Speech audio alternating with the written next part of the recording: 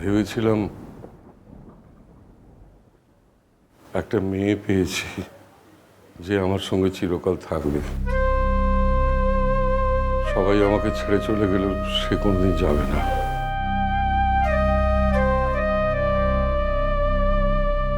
আজ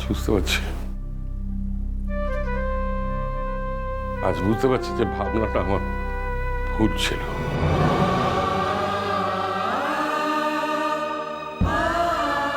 মোর আর অভিযোগগুলো শুনতে ভালো লাগে না বড়বাবু। মো তো জানিস মো কত খারাপ আনছি,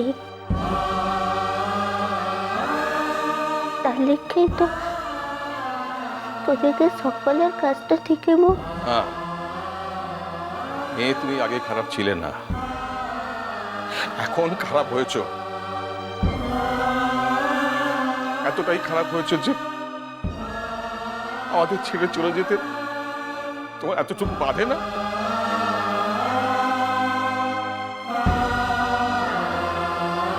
কি ভাবো না? একবার ভাবোনি যে তুমি তুমি আমাদের বুকের ভেতর কতটা জায়গা জুড়ে আছো? ছিলে, থাকবে থাকবে মা। সকলের লিখে তো সকল কিছু লয় নিজে বাবু। কি কি বললি তুই? থাক না মিস্টার পু, এখন সব কথা। ও তো এখন পুরোপুরি সুস্থ নয়, ওইসব কথা এখন থাক না।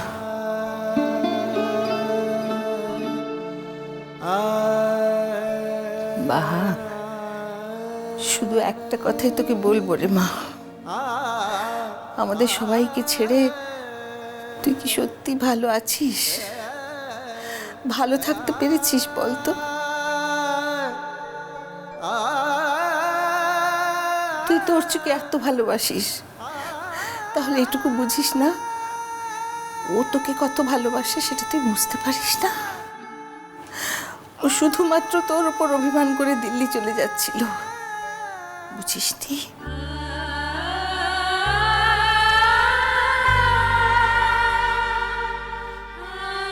আহা মা, আমার একমাত্র তুই পারিস আমাদের সংসারটা ধরে রাখতে।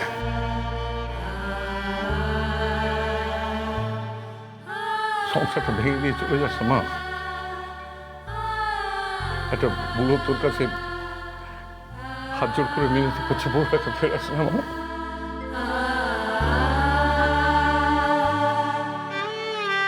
বড়বাবু বলে ডাকলেও একদিন তো মনে মনে বাবা বলে ভেবেছিলি।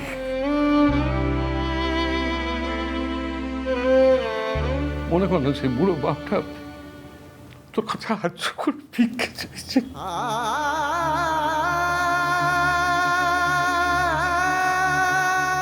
আরে মা, পারবি না?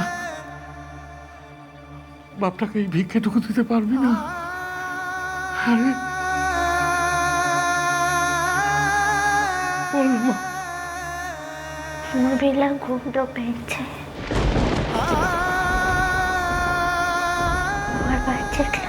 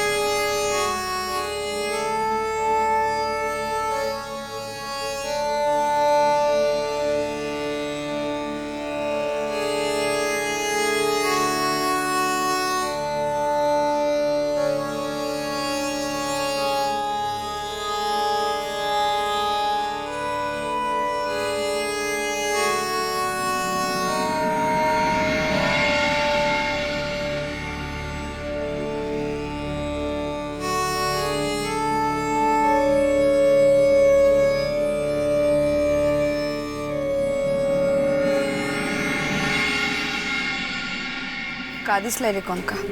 দেখ মোদিকে সকলতে মিলে তো ও মারাঙ্গুরু থান্ত্রতে বাতিটা জ্বালাইনছি। দেখবি মোদিকে বাহামনিটা ভালো হয়ে যাচ্ছে দেখবি।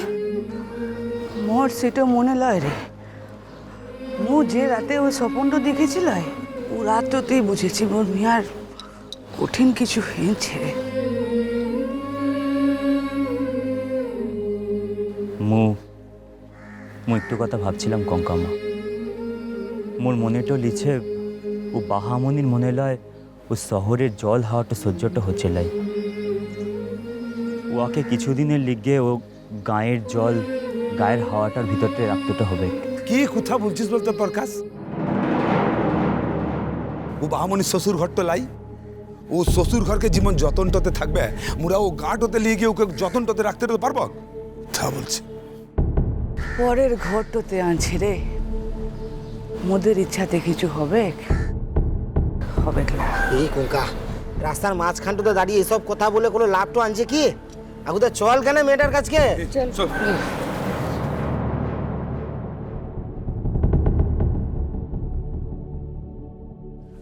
ডাক্তারবাবু, পেশেন্টের তো এখন কোনো সাপোর্ট সিস্টেম দরকার হচ্ছে না। যদি ভাবছিলাম পেশেন্টকে বাড়ি নিয়ে গিয়ে, আপনি কি সাজেস্ট করেন?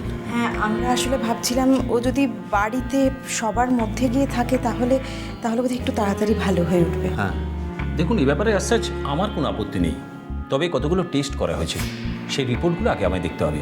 রিপোর্টগুলো হাতে পাওয়ার পর আমি বলতে পারবো যে ওকে ছাড়া যাবে কিনা। তাহলে একটা কাজ করুন, আপনারা একটু অপেক্ষা করুন, আমি একটা রাউন্ড দিয়ে এসে আপনাদের জানাচ্ছি। ঠিক আছে।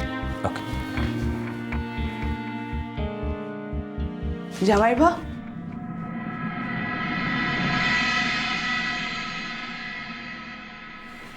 হে কি তোমরা আসবে? কই আমাদের আগে জানাওনি তো কঙ্কা। ইস, খুব অসুবিধা হয়েছে আসতে, খুব কষ্ট হয়েছে না? মোর মিয়া কেমন আছে মা? তোমরা আসবে আমাকে আগে বলতে পারতে তো। কাল অসুখের খবরটা শুনে কেমনে আসতাম না বলতো জামাই বাপ। এই কঙ্কাটো কাল সারাটো দিন মুখে কিচ্ছুটো দেয় নাই। একটুবার মেয়েটুকু নিজের চোখে লা দেখে ও কিছু মুখেটো দেবেলো মনে ক্লায়।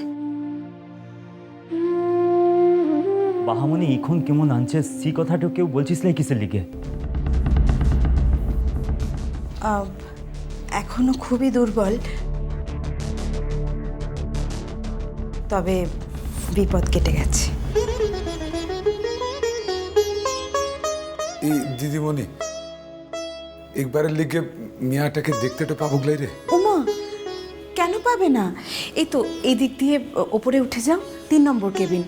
তোমরা কি যেতে পারবে না? আমি সঙ্গে করে দিয়ে আসবো। ছুটি দেওয়ার ব্যাপারে ডাক্তার আমাদের জানাবেন বলেছেন, একটু অপেক্ষা করতে বলল। আপনারা জান আমি আছি। আসে কেন জামাই? ই জামাই বাপ, মুরা কিন্তু এবার ও বাহামনিটোকে মুদিগের কাস্টতে লিয়ে গিয়ে রাখবো।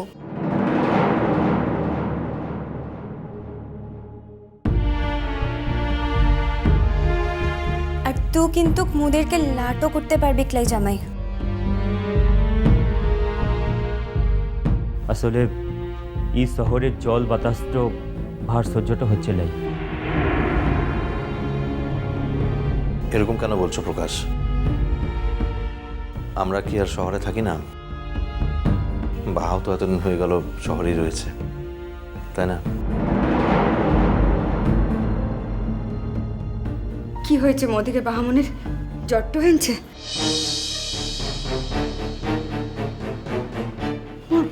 বিটিয়ার তো কোনোদিন জ্বরের ধাপ তো ছিল গ্লাই।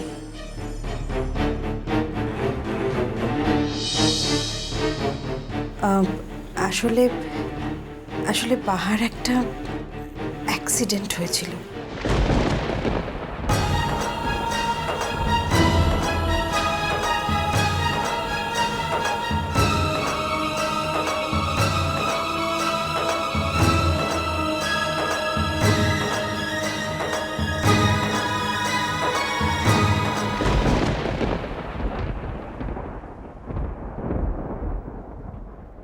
চলো এবারে। হাতটা ছাড়িয়ে নিলে যে? মোটো বলছে একাই যেতে পারবো। সেটা আমি তোমার থেকে ভালো বুঝবো। চলো। ছাড় কিনে তুমি বললে আমাকে শুনতে হবে নাকি?